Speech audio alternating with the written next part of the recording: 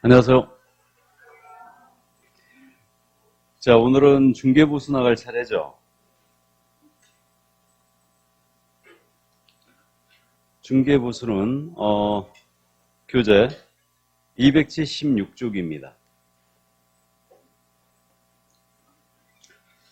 자, 5주차 이제 중개보수 파트로 들어가는데 이거는 실생활과 밀접한 관련이 있기 때문에 여러분들이 쉽게 받아들이는데 지금 올해 중개보수 파트가 엄청 개정이 됐다는 거 아시죠?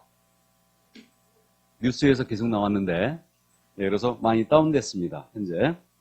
자, 그럼 거기 그 276쪽에 맨 밑에 중개보수 그래갖고 법제 32조 제1항이 실려있죠? 잠깐 읽어드리겠습니다. 법제 32조 제1항. 개혁공사는 중개업무여나 중개의료로부터 소정의 보수를 받는다. 다만 개혁공사의 고의 또는 과실로 인하여 중개의료인 간의 거래행위가 무효, 취소 또는 해제된 경우에는 그러하지 아니하다. 자, 그 다음에 영제 27조 2 중개보수의 지급시기. 법제 32조 제3항에 따른 중개보수의 지급시기는 개혁공사와 중개의료인 간의 약정에 따라 약정이 없을 때는 중개상물의 거래대금 지급이 완료된 날로 한다. 거래대금 지급이 완료된 날 밑줄이에요. 자, 그럼 중개보수에 관한 내용으로 들어가는데 개혁공사의 보수는 크게 두 가지로 대별됩니다. 하나는 중개 업무에 대한 대가인 중개보수가 있고요. 또 하나는 실비가 있어요. 그래서 이제 크게 개혁공사의 보수는 크게 두 가지로 나눠지는데 이 중개보수는 중개 업무에 대한 대가고 실비는 비용 보상을 해주는 겁니다. 그래서 중개 업무 활동을 하면서 들어간 비용, 이걸 보상해주는 성격이기 때문에 이 둘은 성격을 전혀 달리합니다. 그래서 중개보수 외에 실비를 받았다 하여 보수 초과는 절대 아닙니다. 기본적으로 참고해 두시고, 자, 그럼 먼저 중개보수 관련해서 중개보수를 달라고 할 수 있는 권리거든요. 이게 중개보수 청구권이에요. 이게 언제 발생되고 행사되며 소멸되는지 이제 이해를 해 두시는데 소멸 외에는 물어보지 않아요. 이거는 법제 32조 1항 그 단서 규정에서 있었기 때문에 소멸에 관한 외에는 아예 묻질 않습니다. 이해만 해 두시는데, 자, 이 토지를 갑이 갖고 있어요. 을과 거래하십니다. 이 거래를 A가 속여요. 갑이 A한테 토지를 팔아달라고 중개 의뢰한 날짜가 12월 6일이었습니다. 을이 토지를 구해달라고 의뢰한 날짜는 12월 15일이었어요. 둘 사이에 토지에 대한 매매 계약이 성사되기를 12월 23일 날 성사가 됐고 잔금은 1월 23일 날 잔금을 치르기로 했어요. 그러면 개혁공사 A의 중개로 말미암아 이 계약이 성사가 됐지 않습니까? 그러면 보수를 달라고 할 수 있는 권리, 보수 청권이 언제 발생이 됐느냐? 바로 이 문제예요. 발생만 갖고 따지는데 갑에 대하여만 따집니다. 자, 갑에 대하여 보수 청권은 중개 의뢰를 받은 시점인 12월 6일 날 발생이 됐다. 아니다. 발생은 계약 체결일인 12월 23일 날 발생이 됐다. 아니다. 잔금일인 1월 23일 날 발생이 됐다. 1, 2, 3번 중에 보수 청구권 언제 발생이 됐을까요? 12월 6일. 여기 써 있으니까. 그러니까 보수를 달라고 할 수 있는 권리 자체는요. 권리 자체는 이때 발생이 됩니다. 그럼 행사는 언제 하느냐? 우리 중개 완성 시점 따져봤죠? 중개 완성이 언제라고 그랬어요? 중개 완성이 무슨 제가 잔금이라고 그랬어요?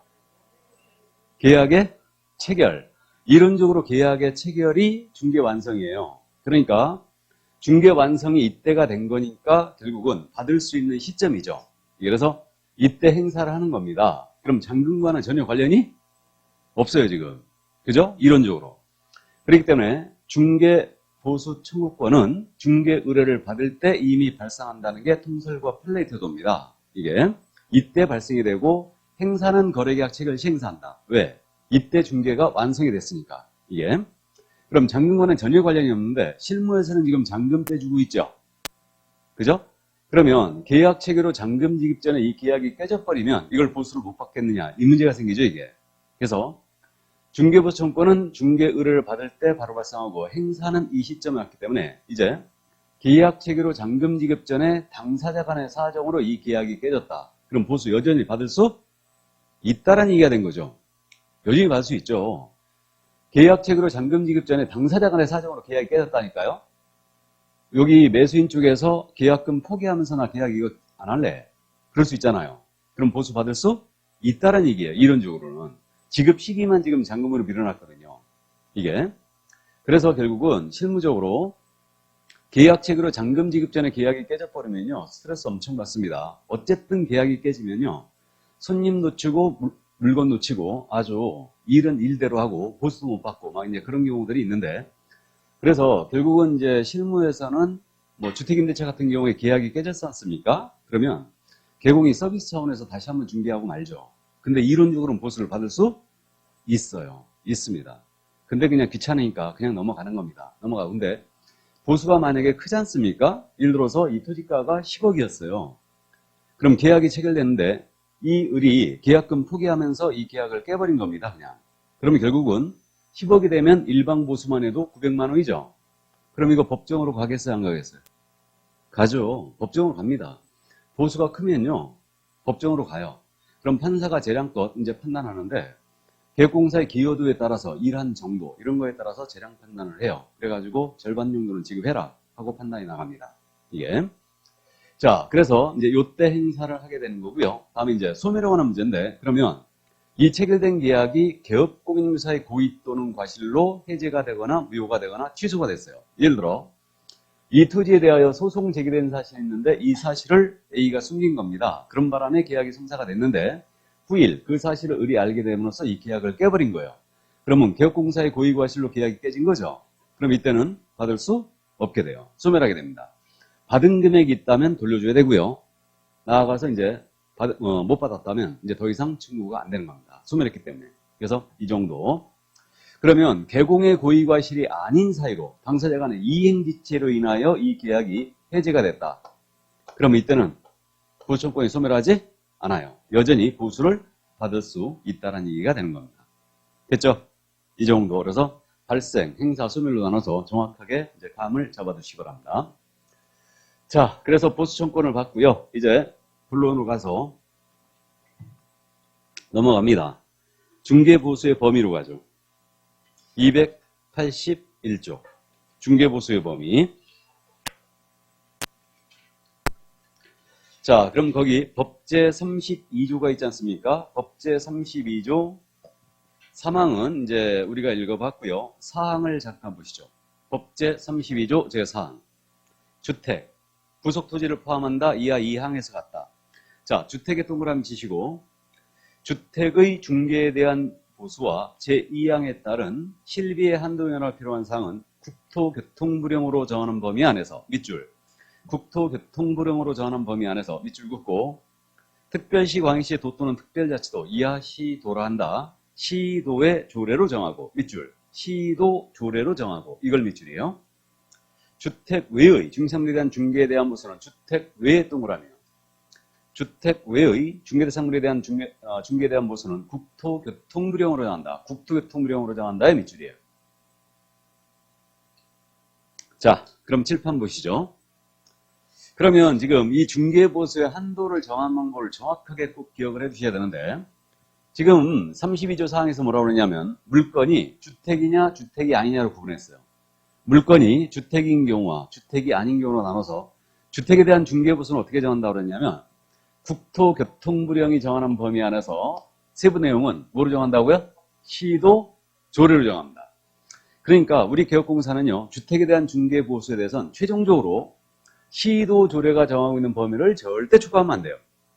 근데 주택이 아닌 물건, 나머지 물건들, 주택에 대한 나머지 물건들은 그 한도를 국토교통부령으로 직접 정하고 있답니다. 이거는 조례로 위임된 사항이 아니에요. 이걸 주의해야 돼요. 그래서 주택이 아닌 상가나 토지나 임목 공장재단, 광업재단에 대한 중개보수는 우리 국토부령이 직접 정하고 있는 거죠. 주택에 대해서는 세부 내용을 시도조례가 정하고 있는 거예요.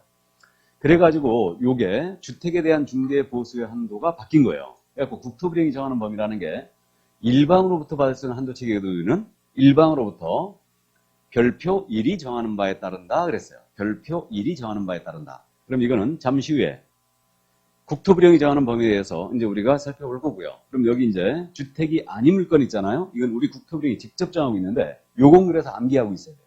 요거는. 국토부령 사항이니까 그럼 국토부령에서 일방으로부터 받을 수 있는 한도로서 주택이 아닌 물건은 다시 두 가지로 나눴어요. 물건이 오피스텔인 경우와 오피스텔이 아닌 경우로 나눴습니다. 이렇게. 그러면 오피스텔에 대한 이 중개보수의 한도는 모든 오피스텔에 대한 게 아니에요. 전용 면적 기준했죠. 전용 면적을 기준으로 해서 85제곱미터 이하이고 전용 입식부엌과 화장실 이걸 갖춘 걸 얘기합니다. 그럼 전용 면적이 85제곱미터는 감이 안 옵니다. 면적이 어느 정도 되는지. 그럼 85제곱미터를 평으로 환산하면 이게 몇 평 정도 되는 거예요? 분양 면적이 30평이고 전용 면적 85제곱미터 하면은 이거 곱하기 0.3025를 하면 돼요. 미리 알아두세요. 제곱미터를 평으로 환산한다. 그럼 곱하기 0.3025를 합니다. 그러니까 대충 0.3을 곱하면 되는 거죠. 그러면 25평 정도 되는 거죠. 그러니까 전용 25평 정도 되는 거예요. 이게 아파트라면 32평 또는 35평형이 되는 거죠. 아파트는 그렇게 되고요. 오피는요. 공용 면적이 굉장히 커요. 오피스텔은 공용 면적이 크기 때문에 전용 한 25평 정도 되면요. 공급 면적은 분양 면적은 오피는 한 40평 될 거예요.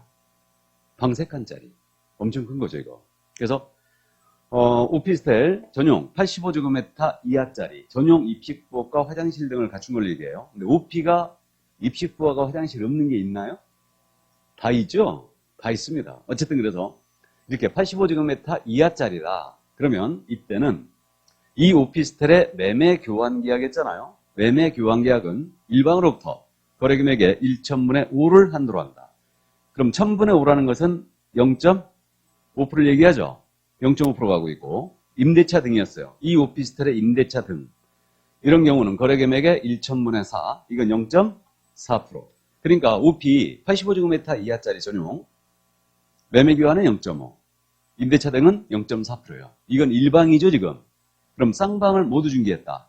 그럼 이걸 양타쳤다고 그러는데 쌍방을 모두 중개했다면 85제곱미터 이하짜리 이거는 1%가 되는 거죠.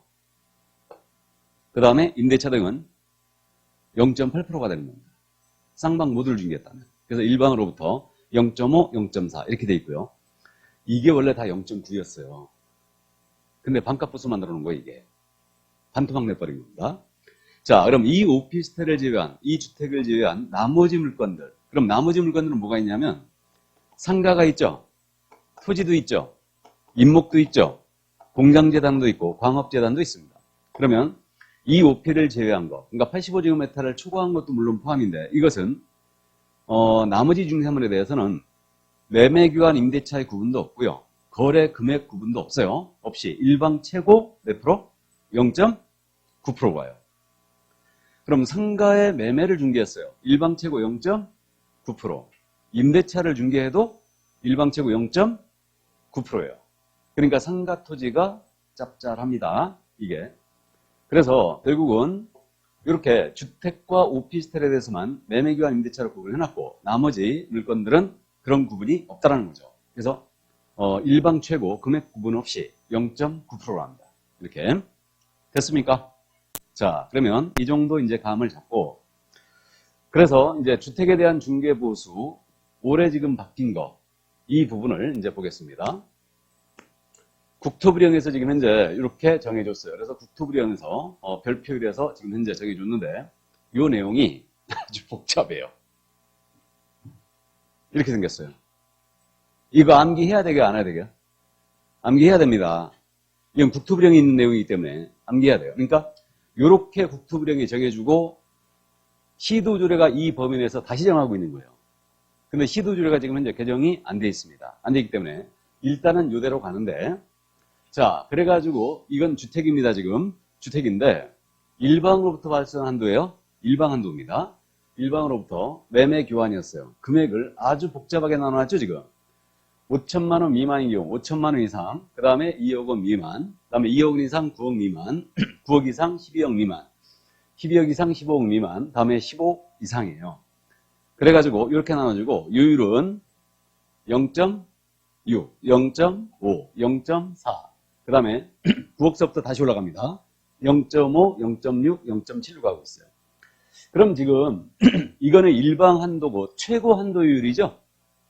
확정률이 아니에요. 이 범위 내에서 의뢰인과 협의한 금액을 받는 거예요. 근데 실무에서는 개공들이 이거 확정률이라고 계속 주장하고 있죠. 근데 확정률 아니에요, 이거. 이 범위 내에서 받을 수 있는, 일방으로부터 받을 수 있는 최고율입니다. 한도액도 정해져 있어요. 5천만 원 미만은 25만 원이고, 그 다음에 2억 미만은 80만 원이 됩니다. 예, 그래서 일단 이렇게 대금 되고 있고요. 임대차 등도 거래 금액이 5천만 원 미만, 5천만 원 이상 1억 미만, 1억 이상 6억 미만, 그리고 6억 이상 12억 미만, 12억 이상 15억 미만, 10억 이상 이렇게 해놨는데, 임대차 등은 0.5% 출발해요. 그래서 5, 4, 3이죠. 그래서 5, 4, 3으로 가고 다시 6억 이상서부터는 4, 5, 6으로 다시 올라갑니다. 이렇게. 그래갖고 한도액도 5천만 원 미만은 20만 원, 다음에 1억 미만은 이제 한도액이 30만 원이에요. 그래서 요거는 한도액이 2580이고요. 요거는 2030이에요. 이렇게. 자, 그래서 이게 바로 현재 올해 개정된 주택에 대한 중개보수 한도표고요. 원래는 어떻게 돼 있었냐면 이거 9억 이상이잖아요. 매매교환은 9억 이상이면 0.9%. 임대차 등은 6억 이상이었잖아요. 6억 이상이었을 때는 0.8%였어요. 근데 지금 매매 15억 이상입니다. 주택인데 15억 이상이면 일방 최고가 지금 몇 프로로 바뀌었어요? 0.7%로. 그죠? 임대차 등도 15억 이상입니다. 0.6%로 바뀌었어요. 그러니까 오늘 이번 순환 때는 이 정도는 기억하자고요. 주택은 매매교환 15억 이상이면은 최고 몇 프로? 0.7%. 임대차 등은 15억 이상하면 최고 0.6%. 이 정도는 기억하자고요. 숫자는 제가 지금 고민을 하고 있는데 이게 아마 529로 가야 되지 않을까 싶어요.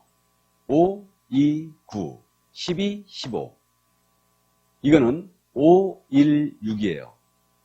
어이구, 12, 15. 이건 5, 1, 6. 임대차는 516으로 가고 있고 이건 12, 15예요. 이렇게 되어 있고 요율은 매매교환은 0. 이거 몇 프로 출발한다? 0.6%. 그래갖고 6, 5, 4예요. 다음에 다시 올라갑니다. 5, 6, 7로. 그 다음에 이제 임대차는 출발이 0.1%가 낮죠. 그러니까 이건 516, 121호인데 0.5, 0.4, 0.3. 그 다음에 다시 0.4, 0.5, 0.6으로 갑니다. 그래서 이렇게 이제 숫자를 개혁을 해보도록 할 거예요. 설마 이거를 안 내겠지? 그죠? 이게 그래서 어쨌든 우리는 국토부령이 있는 내용이기 때문에 이게 조례에 있는 내용이라면 암기 안 해도 돼요. 근데 국토부령이 있기 때문에 일단은 숫자에 대해서 감은 잡아두시고 이번 순환 때는 최고율만 기억해보자고요. 주택의 매매교환은 0.7, 임대차 등은 0.6% 낮아졌어요. 지금 현재. 예, 그래서 이렇게 돼 있다는 거 일단 감 잡아두시고. 자, 그래서 이게 바로 이제 중개보수 한도액 표였습니다. 이게 중개보수 한도액 표였고. 그러면 우리는 이거를 적용하는 방법을 또 알고 있어야 돼요. 적용 방법을. 그래서 적용 방법은 일단은 우리는 일방한도 체계거든요. 일방한도 체계이기 때문에 만약에 쌍방 모두를 중개했다. 쌍방 모두를 중개했다면 쌍방으로부터 각각 받을 수 있겠죠. 이게 이제 양타라고 그랬고요. 그 다음에 이거 엄청 잘 묻는데 주택의 소재지와 중개사무소 소재지 시도 조례가 서로 틀렸다. 그러면 어디를 기준으로 해야 되냐? 중개사무소 기준이요. 예를 들어서 인천광역시 서구에 사무소를 두신 우리 개혁공사가 서울특별시 강남구에 있는 주택을 중개했어요. 이게. 그러면 어디로 가라는 얘기예요? 예? 서구조례? 서구조례, 인천시조례. 예? 인천시죠. 주택에 대한 중개 보수는 시도조례로 갑니다.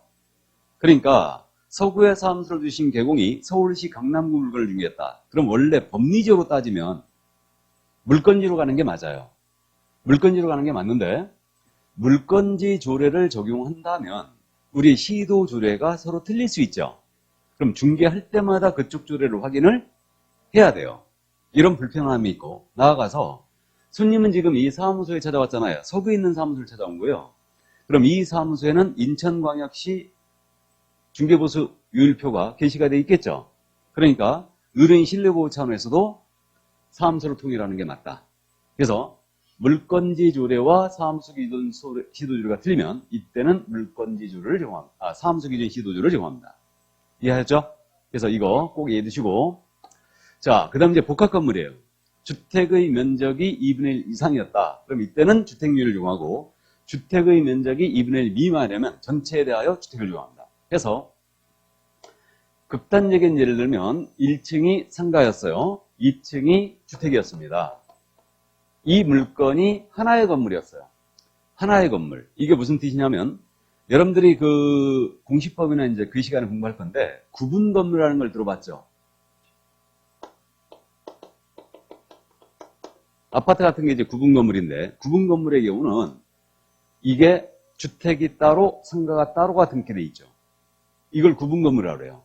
그럼 등기가 따로 돼 있으면은요, 이때는 가액을 나눠가지고 주인이 한 분이라도 각각 계산을 해줘야 됩니다. 가액을 쪼개줘야 돼요. 상가 얼마, 주택 얼마. 그때는 이제 문제가 안 돼요. 근데 이게 하나의 건물이었어요. 하나의 건물을 뭐라고 그러냐면 실무서 이거 통건물이라고 그래요. 통건물. 그럼 이게 구분 건물이 아니란 얘기죠. 단독 건물이란 얘기예요. 그럼 이러한 경우는 상가의 요율이 틀리고 주택 요율이 틀리지 않습니까? 그럼 이 물건 중개하게 되면 어떻게 보수를 받아야 되냐? 이 문제예요. 그래서 이게 통건물이라면 이때는 주택의 면적을 기준으로 했어요. 그래가지고 주택의 면적이 2분의 1 이상이었잖아요. 2분의 1 이상이었다면 전체에 대하여 주택으로 갑니다. 그러니까 주된 용도로 가라는 뜻이죠, 지금. 근데 왜 주택을 기준으로 했는지 잘 모르겠는데 어쨌든 주택의 면적이 2분의 1 이상이라면 전체에 대해 주택으로 갑니다. 그럼 주택의 면적이 2분의 1 미만이라면 전체에 대해 뭘로 가야 된다? 상가로 가야 된다. 그럼 극단적인 예를 들면 주택의 면적이 50제곱미터였고 상가의 면적도 50제곱미터였어요. 둘이 같았다. 같다면 어디로 가야 돼요? 주택으로 가야 되죠. 같다면 주택으로 가야죠. 2분의 1 이상이라 했으니까. 맞죠? 그렇게 합니다. 그래서 같다면 주택으로 가요. 그러니까 주택의 면적이 2분의 1 미만이라면 이때는 상가의 전체로 상가를 이용합니다. 이해하셨죠? 이렇게 돼요. 이거 실제 사용 용도예요. 건축물 대장상 용도예요. 우리는 대장상 용도로 갑니다. 보수 계산할 때. 실제 사용으로 가는 게 아니에요. 근데 이거하고 여러분들이 세법하고 헷갈리면 안 돼요. 세법은 실질과세라고 그래요. 그러니까 세법은 대원칙이 실질과세 원칙이에요. 그렇기 때문에 세법은 실제 용도로 갑니다. 실제 용도로. 그러니까 오피스텔을 만약에 주택으로 쓰잖아요. 주거용으로 쓰면 그건 주택으로 봐요. 세법에서는. 근데 우리는 여전히 오피스텔로 봅니다. 뭔 말인지 아셨죠? 그러니까 우리는 대장상 용도로 간다. 그러니까 대장상 용도가 주택의 면적이 2분의 1 이상이었다. 그럼 전체로 주택으로 갑니다. 실질 사용 용도는 관련이 없어요. 그래서 그 점 이해해 두시고. 자, 그 다음에 이제 우리 그 연간 매출액이 4,800이 넘어서면 일반 과세자로 돈다고 그랬죠? 기억나요? 우리 연 매출이 4,800만 원을 넘어서면 일반 과세자로 돌아요. 그럼 일반 과세자로 돌면요. 부가치세 납부 의무가 있거든요. 그럼 중개보수 받을 때 부가세는 포함된 거다, 별도다? 별도죠. 이 한도액은 포함되어 있잖아요. 부가세는 별도로 합니다. 부가세 몇 프로예요? 10%입니다. 그래서 우리가 법정보수가 예를 들어서 한도액이 300만 원 나왔다. 그러면 30만 원 더 받아야 됩니다. 손님이 주겠어요, 안 주겠어요? 안 줍니다. 특히 개인 같은 경우는 잘 안 줘요. 근데 일반 사업자들 있죠? 상가 같은 경우는 다 주죠. 왜 그러냐면 상가 손님들은 다 과세자예요. 그러니까 부가세를 환급받을 수 있어요. 그렇기 때문에 전부 다 내는데 개인 같은 경우는 주택 같은 경우에 절대 부가세 잘 안 내려고 합니다. 이거. 그래서 그래도 우리는 부가세 신고 의무가 있기 때문에 4,800 넘어서면 부가세는 별도로 가고요. 그 다음에 한도를 초과하는 중개보수 약정이에요. 이 약정은 한도를 초과하는 범위에서 무효라는 게 우리 판례예요. 그럼 이 얘기죠. 법정 한도가 예를 들어서 300만 원이었어요. 그러면 300만 원인데 500만 원 받기로 약정을 했습니다. 그럼 200만 원에 대해서는 무효라는 얘기죠. 전부가 무효가 되는 것은 아니에요. 그래서 200만 원 무효입니다. 그럼 그 약정에 따라 만약에 보수를 500만 원 받았어요. 이거 200만 원 반환해야 되나요? 반환해야 되죠. 그 약정이 무효니까. 그러니까 초과하는 한도 내에서만 무효입니다. 그렇기 때문에 이거는 반환을 해야 된다. 물론 처벌도 받겠죠. 이게. 자, 그 다음에 중개보수 지급 시기는 이제 우리가 읽어봤는데, 당사자 약정에 따릅니다. 개공과 의뢰인이 약정에 따라 지급을 하는데, 그 시기를 약정이 없었다. 그러면 언제로 한다고요? 대금 지급이 완료된 날. 그럼 대금 지급이 완료된 날은 어디란 얘기예요?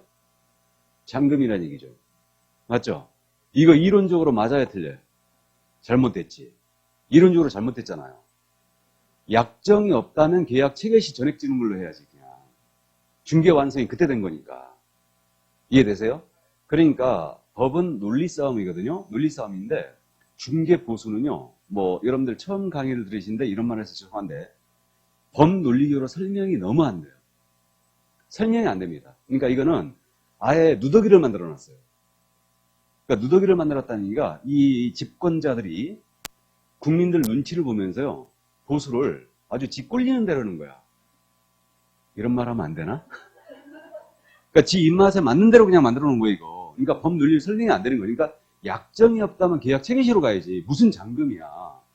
요 규정 없었거든요. 없었는데 요 규정이 딱 들어오면서 실무에서 어떤 일이 벌어졌냐면 손님들이 그럽니다. 요즘 젊은 사람들 얼마나 똑똑합니까? 인터넷 보고 다 알아보고 와요.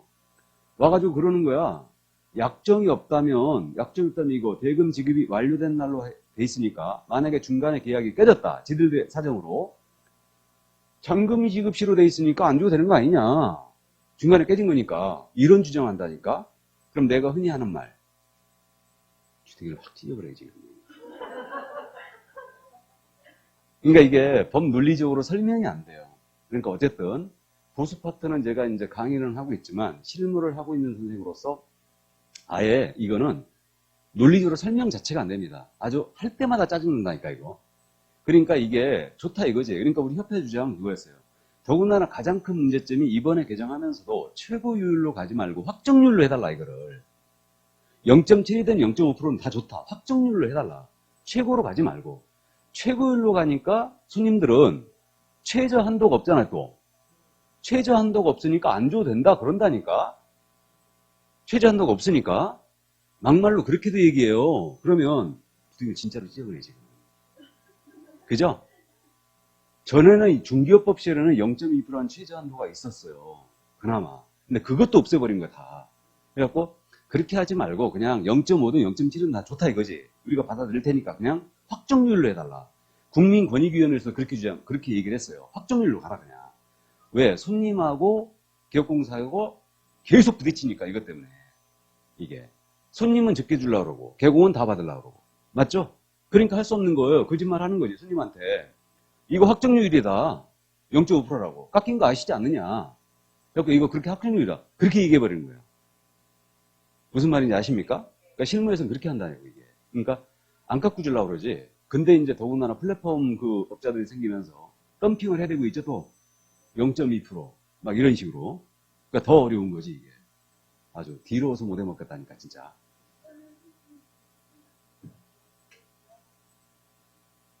아 이게 맞죠 이게. 아니 법에 이렇게 돼 있으니까 이론적으로는 계약 체결시로 가야 되는데 법 논리적으로 보면 현재 이렇게 돼 있잖아요 지금. 이렇게 돼 있으니까 대금 지급이 완료된 날로 돼 있는 거죠. 약정이 없다면. 그러니까 이제 지역에 따라 이게 틀린데 지역에 따라서 계약시 50%, 잔금시 50% 이렇게 이제 유도하는 데도 있고 그 다음에 계약시 전액을 다 지불한다 이렇게 유도하는 데도 있고 그래. 근데 계약시는 절대 다 안 주려고 그래요 손님들이. 이게 그래갖고 어쨌든 계약시 50%, 잔금시 50% 이런 식으로 이제 하는 데들 많고요. 그 다음에 이제 통상적으로 대부분 지역은 우리 인천 지역은 다 잔금시로 가고 있지. 잔금시로 이게. 그리고 중간에 계약 깨지면 한 푼도 못 받는 거예요. 손님 날리고 물건도 날리고 고생은 고생대로 하고 이게. 그러니까 청구권이 있는데 그걸 소송을 할 수는 있는데 소송은 할 수 있는데 귀찮아서 안 하지. 금액이 컸을 때는 해요. 보수가 컸을 때는. 그래도 이제 그 약간의 금액은 인정을 하는데 귀찮으니까 그냥 넘어가는 거예요. 이게. 자, 그러면 이제 적용에 대한 부분 여기까지 이해를 해두시고 이제 중개보수 계산으로 들어가는데 일단 중개보수 계산 연습은 이번 순환 때 안 합니다. 안 하고 이제 계산 방법만 말씀드리고 넘어갈 거예요. 계산 방법만. 그러면 지금 계산 시간 이렇게 되지 않겠습니까? 거래금액에다가 중개보수율을 곱하고 그럼 산출액이 나와요. 근데 주택의 경우는 한두 개 있었죠? 매매교환은 2580이 있었고 그 다음에 임대차 등은 2030이 있었어요. 한두 획과 비교하여 항상 적용액 받아야 돼요. 그럼 산출액이 더 컸다. 그러면 한두 획 받아야 되죠? 한두 획이 더 크면 산출액을 받는 거예요. 둘이 같다면 아무거나 받아도 됩니다. 이때 거래금액을 무엇으로 할 거냐? 중개보수 계산할 때 이게 이제 거래 유형에 따라 달라지지 않겠습니까? 자, 그러면 거래 유형이 매매였어요. 그럼 매매는 매매대금으로 가면 되죠? 그러면 큰 문제가 없습니다. 그래서 매매대금으로 계산하면 된다.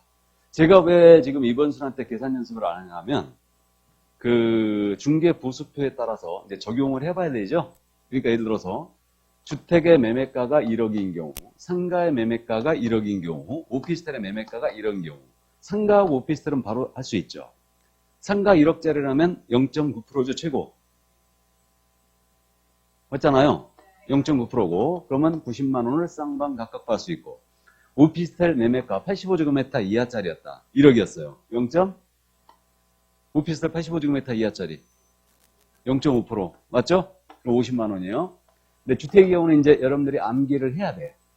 그렇기 때문에 이거는 연습을 일단 안 하고 가는 겁니다. 일단은. 자, 그러면 매매는 매매대금으로 계산하면 된다. 문제 없고. 다음. 분양권이 있죠. 분양권의 경우는 기납입금의 프리미엄 합산금액으로 중개보수를 계산합니다. 기납입금의 프리미엄 합산금액. 이게.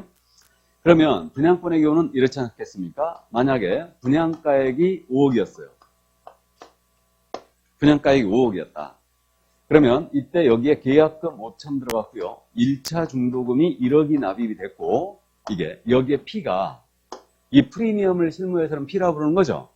이 P. 그러니까 이 P는 절대 아닙니다. 프리미엄 할 때 P예요. 그러니까 P라고 실무에서 부르고 있는데 그러면 이 프리미엄이 예를 들어서 5천이 붙어 있다. 그럼 총 거래대금이 얼마 나오는 거예요? 기납입금의 프리미엄이라니까요. 분양 금액의 프리미엄이 아니고.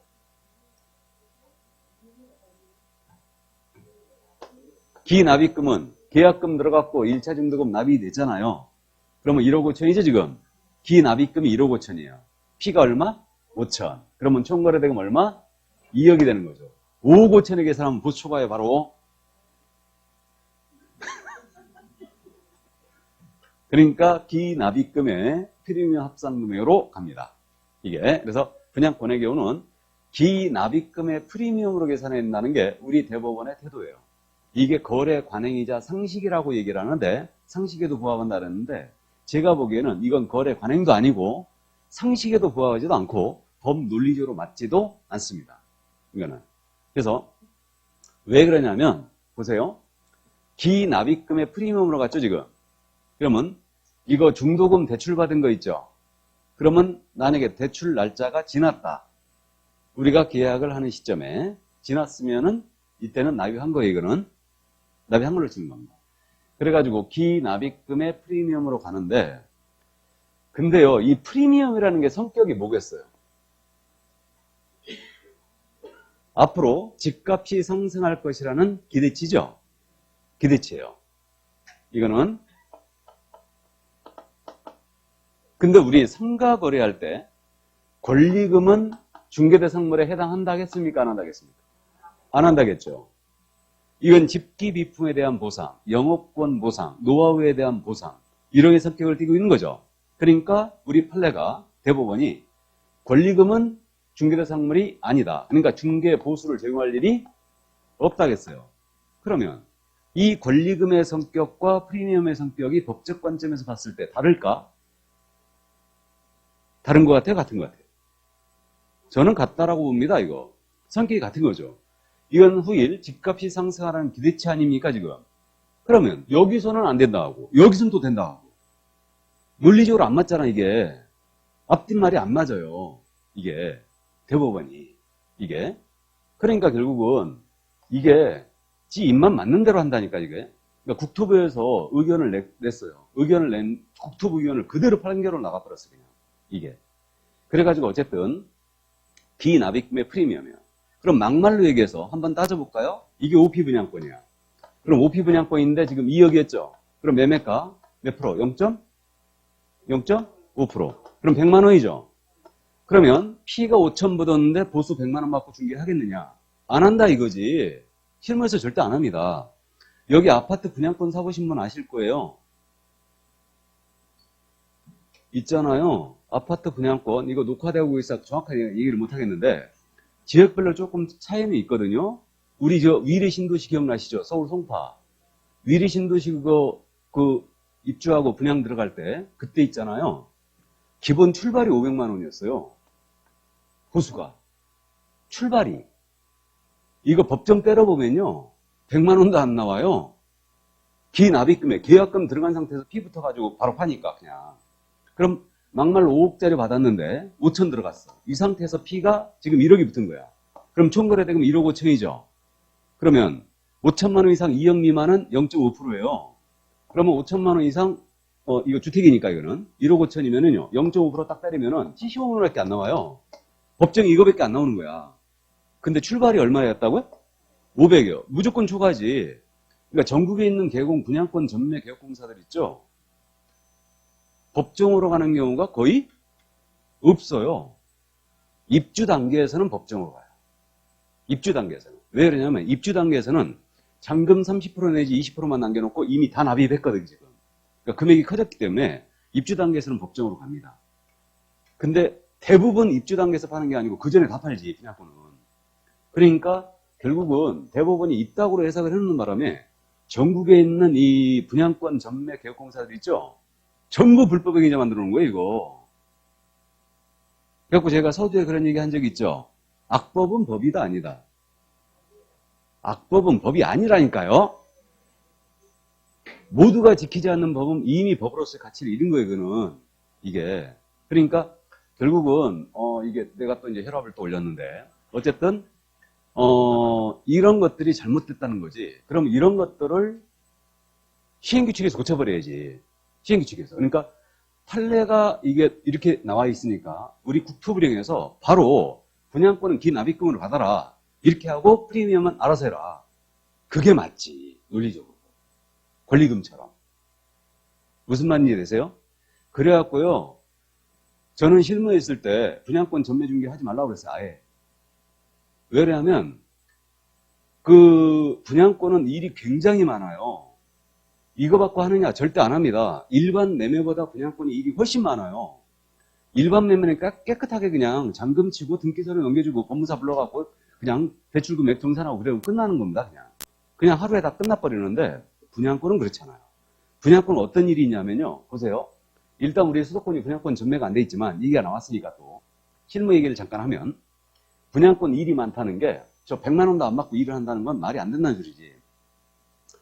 예를 들어서 분양권은 이제 계약을 했어. 그럼 분양권은 이게 P가 계속 올라가기 때문에 잔금을 빨리 쳐요.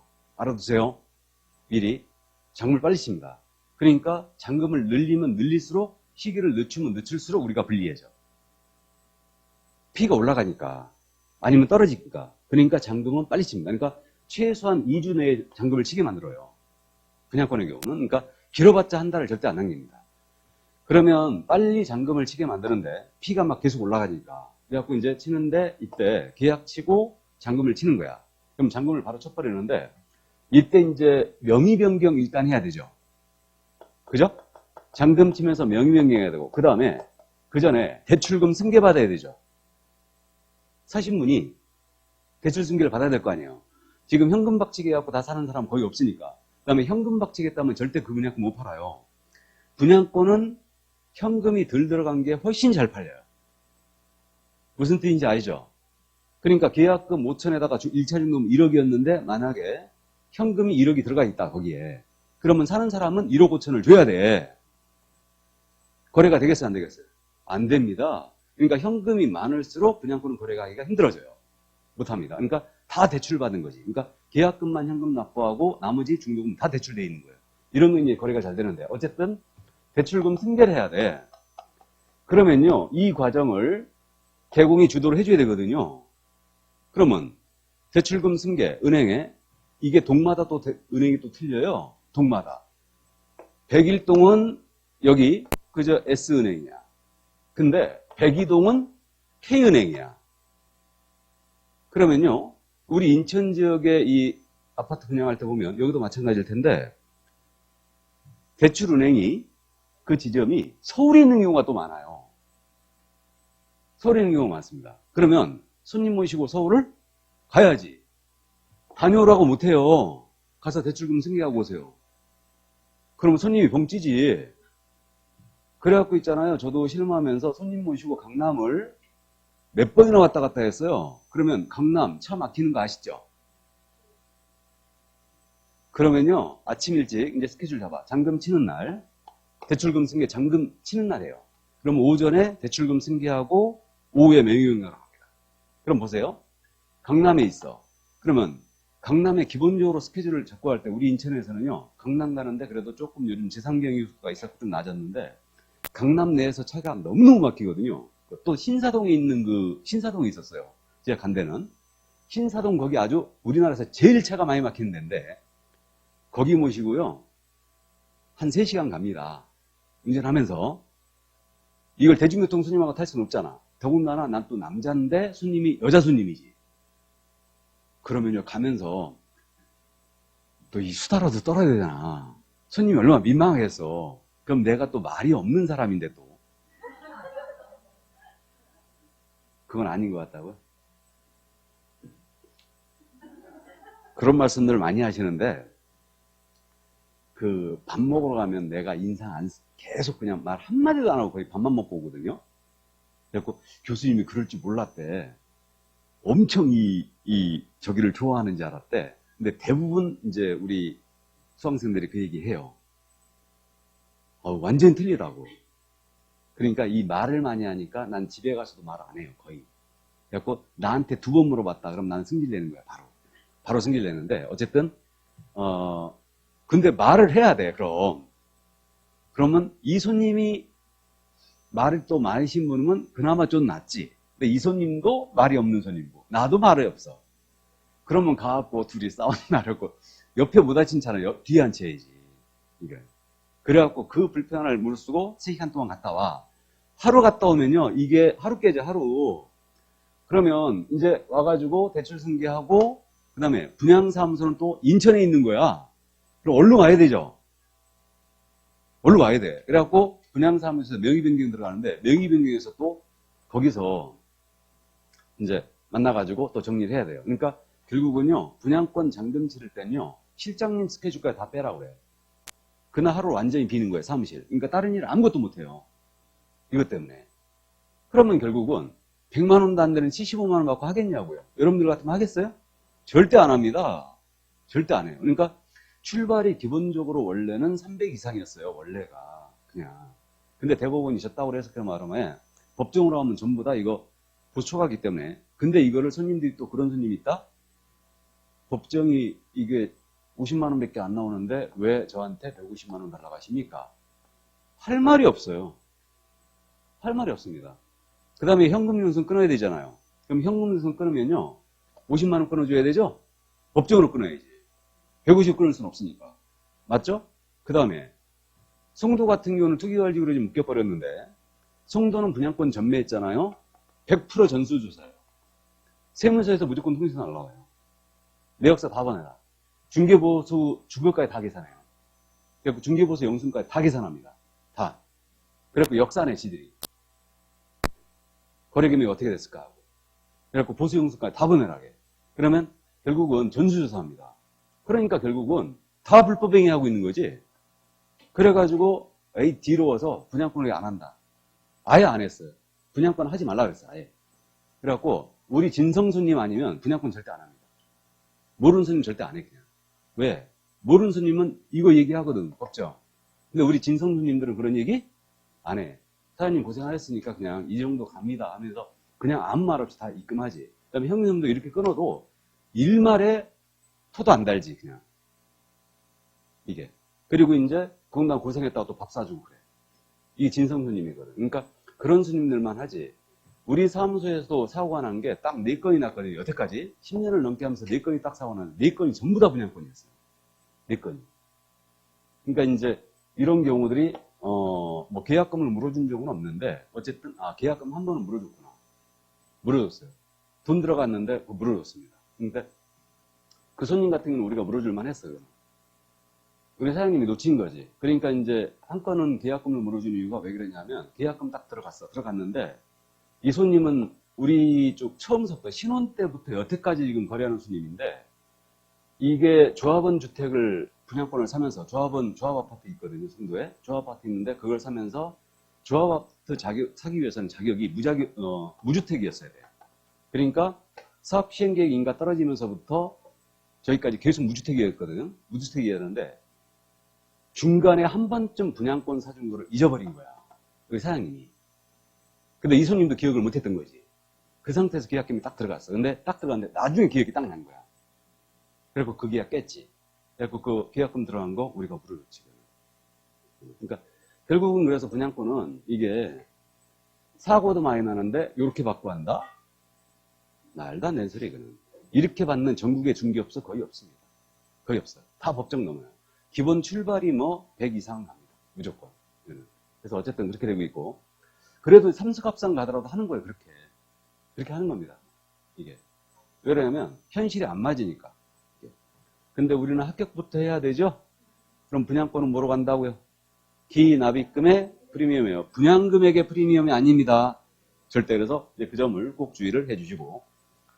자, 그러면 이제 분양권은 거래금액을 기납입금의 프리미엄으로 간다. 다음. 이제 교환이에요. 교환은 서로 맞바꾸는 계약이에요. 맞바꾸는 계약인데 이때는 거래금액이 두 개 나올 수 있어요. 예를 들어서 단독주택 4억짜리하고 아파트 5억짜리를 맞바꾼다. 그럼 이때는 큰 것 기준이라는 얘기죠. 그럼 왜 교환은 큰 것을 기준으로 중개부서 계산하냐? 5억짜리를 줬으니까. 그 다음에 4억짜리 준 사람 5억짜리를 받았으니까. 그러니까 교환은 큰 것을 기준으로 합니다. 거래금액 큰 것 기준으로 하는데 실무적으로 말해요. 이 교환은 웬만하면 중개를 자제하시기 바랍니다. 왜 그러냐면 교환은 실질적으로 지금 사기가 횡행하고 있고 개공을 상대로 해서 지금 7, 80%가 사기로 고소 들어와요. 왜 그러냐면 어느 한쪽이 꼭 피해를 봤다고 생각할 수 있거든. 어느 한쪽이. 서로 물건을 맞바꾸는데 한쪽이 피해봤다고 생각할 수 있기 때문에 사기로 고소 들어옵니다. 그리고 실질적으로 사기도 행해한다는 게 지금 4억짜리하고 5억짜리 맞바꾸는데 여기 4억짜리 주는 사람 여기다 플러스 1억을 하겠죠. 둘이 금액을 맞춰야 될 거 아니에요. 그럼 플러스 1억을 하는데 현금으로 절대 하는 경우는 없습니다. 현금 정산하는 경우는 거의 없고요. 이걸 여러분들은 민법 시간에 이제 교환을 공부하면서 이걸 보충금이라고 공부할 거예요. 금액을 맞춰주기 위해서 서로 1억을 더 추가했죠, 지금. 이걸 보충금이라고 해요. 보충금이라는데 이 보충금을 현금으로 정산하는 경우는 거의 없고요. 안 팔리는 물건 있죠? 저기 영월군의 산꼭대기 땅. 안 팔리는 거. 이걸 끼워넣기 해. 안 좋은 거, 자갈 땅, 도로에 폐입된 도로, 개발이 안 되는 땅, 이런 것들을 끼워넣기 해버려. 끼워넣기 해갖고 내가 무지하게 손해본다 하면서 바꾸는 거야. 이렇게. 그러니까 실질적으로 사기가 횡행하기 때문에 교환은 웬만하면 중개를 자제하시기 바랍니다. 그래서 누가 교환 중개를 해달라고 그러면요. 이거는 니들끼리 알아서 해라. 법무사 가서 사무실 그 계약서 쓰고 그냥 우리는 관여 안 할 테니까 알아서 해라. 그래 버려야 됩니다. 그래서 근데 이제 탄력을 받고 여러분들이 이제 중개에 어느 정도 익숙해지면 손님을 이길 자신이 있을 때 그때는 이제 교환을 중개해도 됩니다. 뭔 말인지 아셨죠? 그러니까 교환은 큰 것 기준이다. 자, 그 다음에 넘어갑니다. 이제 전세는 전세금으로 하면 되겠죠. 이건 문제가 안 돼요. 전세는 전세금으로 하고 임대차를 중개했잖아요. 그럼 임대차는 이제 거래금액을 뭘로 해야 되느냐? 보증금이 있어요. 그 다음에 월세도 있죠. 임대차는. 그래서 월세가 있는데 월세에다 곱하기 100하여 합산한 금액으로 거래금액을 합니다. 그러면 예를 들어서 보증금 5천에다가 월세가 만약에 30만 원이 있었다. 그럼 이 경우는 중개부서 산정 기준금액이 얼마가 되겠습니까? 5천 더하기 30만 원 곱하기 100을 한다는 얘기죠. 100을 해요. 그럼 요 금액이 3천 나오죠. 그럼 이 100이라는 숫자가 어디서 나온 거냐? 이게 지금은 이렇게 하면 안 되는데 예전에 중개법 시절에 그랬었죠. 중개법 시절에 보증금을 월세로 전환을 시킬 때 실무에서 월 일부 이자로 전환을 시켰어요. 월 일부 이자. 일부는 1%를 얘기합니다. 그럼 월 1%로 전환시킨다. 연리로 따지면 12%죠, 그럼. 맞죠? 그렇게 되는데 그럼 내가 전세 8천짜리를 들어가려고 그랬는데 보증금이 5천밖에 없는 거예요. 그럼 3천만 원 월세로 전환시키는 거예요. 그럼 월세로 전환시킬 때 월 일부이자가 얼마예요? 30만 원이지. 그죠? 30만 원이고 다시 곱하기 100하면 얼마? 3천 나와요. 월 일부이자. 그러니까 실무에서 월세를 보증금을 월세로 돌릴 때 일부이자를 쳤었는데 그것을 중개보수 계산할 때 반영을 해준 거예요. 이렇게 월세 곱하기 100으로 해준 겁니다. 이렇게. 근데 이전에는 어떻게 됐었냐면 이게 계약기간 월수였어요. 중개법 시에는 계약시간 월수. 이게 그러니까 계약기간 월수라니까 주택임대차에 따면 여기다 몇이 곱해져야 돼요? 통상 24가 곱해졌겠죠? 상가임대차라면 통상 12가 곱해지지. 그래갖고 이때 당시에도요 24가 통상 곱하거든요. 근데 우리 똑똑한 젊은 친구들 진짜 똑똑합니다. 보수 더 내기 싫어가지고 1년 계약하자고 그래. 그리고 최단기간 2년 보호한다는 거 알죠? 우리 주택임대차 최단 2년 보호하잖아요 지금. 2년 보호하고 있는데 계약을 2년 살 거면서 1년 만에. 왜? 그렇지. 보수 덜 내려고. 그럼 1년에 버리면 이거 10이잖아 지금. 그리고 연장해버리는 거지 그냥. 이해되십니까? 이렇게 해야지 그 젊은 친구들 똑똑해지는 거예요. 이게. 그랬었어요. 이게. 그 다음에 상가 있잖아요. 통상 5년 계약도 많이 했거든요 그때. 5년 계약도 많이 하는데 상가를 계약하면 5년 계약하면 60이 곱해지죠. 1년 계약하는 거지. 5년 할 거면서. 그럼 12가 곱해진 거죠. 그래가지고 어쨌든 이걸 다 없앤 거예요. 계약기간 월 수였다가 곱하기로 바뀌어버립니다. 그래갖고 이렇게 바뀐 게 2006년도 공인인사법으로 바뀌면서 2006년도 이렇게 이제 바뀐 거예요. 곱하기 100으로. 그래갖고 계약기간 월 수로 가다가 곱하기 100으로 바뀌는 바람에 무려 소액임대차에 있어갖고 중개보수가 3배가 뛰어버렸어요. 실제로. 3배가 올라갔어요. 보수가. 그래가지고 이제 이걸 조정을 합니다. 그러니까 임대차는 대원칙이 보증금 더하기 월차임 곱하기 100으로 하는데 요렇게 계산한 금액이 만약에 5천만 원 미만이 나왔잖아요. 5천만 원 미만이 나오면 이때는 보증금 더하기 월세에다 곱하기 70으로 갑니다. 요 70은 적당히 낮춘 거예요. 그러니까 중개보수가 너무 올랐다 그래가지고 70으로 적당히 낮춰준 거예요. 그럼 이 얘기죠. 보증금 2천에다가 월세가 20만 원짜리였어요. 월세가 20만 원이었다. 그럼 이거 얼른 계산해서 4천밖에 안 나오죠. 그러니까 5천만 원 미만 됐죠 이제? 5천만 원 미만이니까 이때는 보증금 2천 더하기 월세 20만 원 곱하기 몇 을 한다? 70으로 한다. 70으로. 그럼 총거래 대금이 4천이 아니고 3,400이 되는 거예요. 맞죠? 그럼 이제 임대차니까 이게 주택이었다면 곱하기 0.5%. 이게 만약에 오피였다. 그럼 0.4%. 그 다음에 이게 상가였다. 그럼 0.9%를 곱하는 거죠. 이게.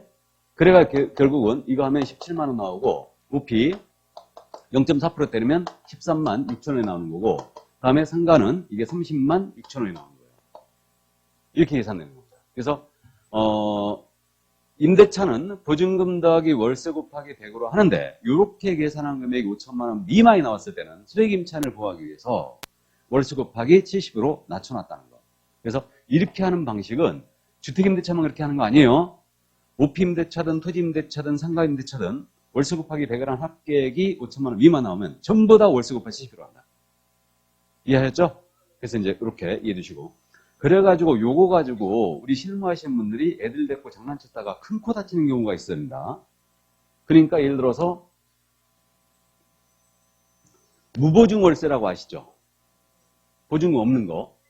그래갖고 이제 무보증 월세는 통상적으로 먼저 이제 3개월치를 먼저 선납을 한다든가 이제 그런 식으로 진행을 하는데 무보증 월세 30만 원짜리였어요. 그러니까 우리 학생한테 무보증 월세 30만 원짜리를 중개하는 거예요 지금.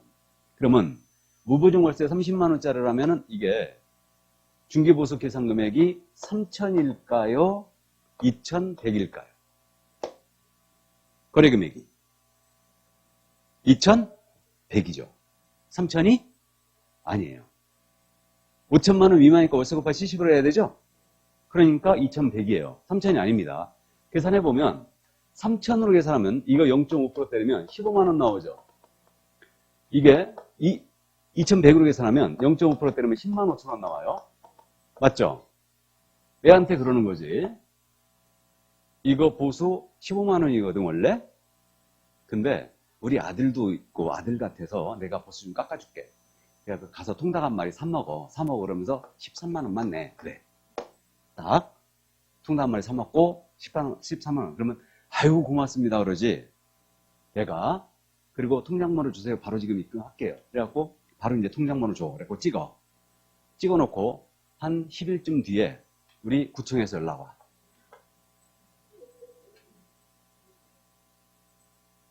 가서 찔러버린 거지. 보초가라고. 10만 5천인데 13만 원 받았잖아 지금. 보초가죠. 그러면 등록관청에 연락 온다니까 애한테 무슨 장난치신 거냐고 빨리 돌려주라고. 그러면 구청 담당직원하고 친하면 담당직원이 전화해갖고 민원 들어왔으니까 응? 빨리 해결하라고. 그렇게 이제 경고선에서 끝나는데 만약에 FM대로 가는 담당이었다. 그럼 바로 통신할래요. 업무정지 6개월 때리겠다. 보초가로 소명해라. 소명은 무슨 소명이야? 못하지. 그러니까 장난치지 마세요.